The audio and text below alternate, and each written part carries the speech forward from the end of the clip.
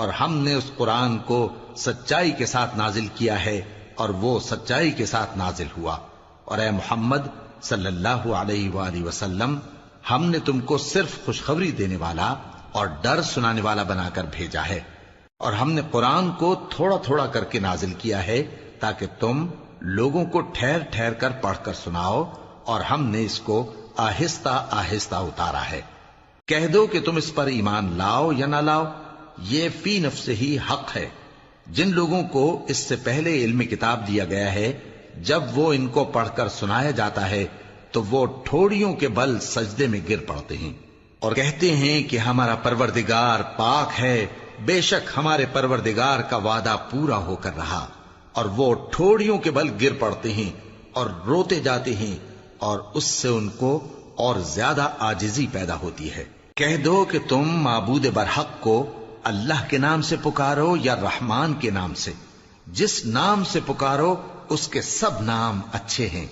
اور نماز نہ بلند آواز سے پڑھو اور نہ آہستہ، بلکہ اس کے بیچ کا طریقہ اختیار کرو، اور کہو کہ سب تعریف اللہ ہی کو ہے، جس نے نہ تو کسی کو بیٹا بنایا ہے اور نہ اس کی بادشاہی میں کوئی شریک ہے، اور نہ اس وجہ سے کہ وہ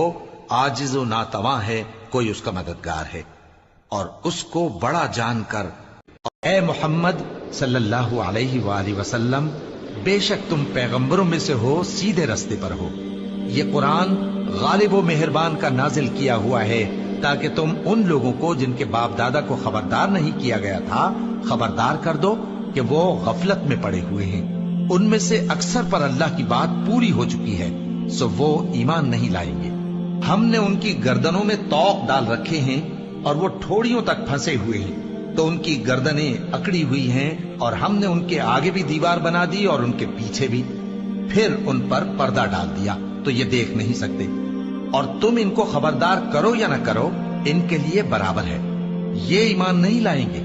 تم تو صرف اس شخص کو خبردار کر سکتے ہو جو اس نصیحت یعنی قرآن کی پیروی کرے اور رحمان سے غائبانہ ڈرے،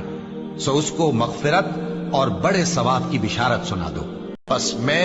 ان ستاروں کی قسم کھاتا ہوں جو پیچھے ہٹ جاتے ہیں اور جو سیر کرتے اور غائب ہو جاتے ہیں، اور رات کی قسم جب وہ پھیلنے لگتی ہے، اور صبح کی قسم جب وہ نمودار ہوتی ہے، کہ بے شک یہ قرآن اس فرشتہ عالی مقام کا سنایا ہوا پیغام ہے جو صاحب قوت ہے، مالک عرش کے ہاں اونچے درجے والا ہے، سردار ہے، ساتھ ہی امانت دار ہے۔ اور مکے والو، تمہارے رفیق یعنی ہمارے پیغمبر صلی اللہ علیہ وآلہ وسلم دیوانے نہیں ہیں، اور بے شک انہوں نے اس فرشتے کو آسمان کے کھلے کنارے پر دیکھا ہے،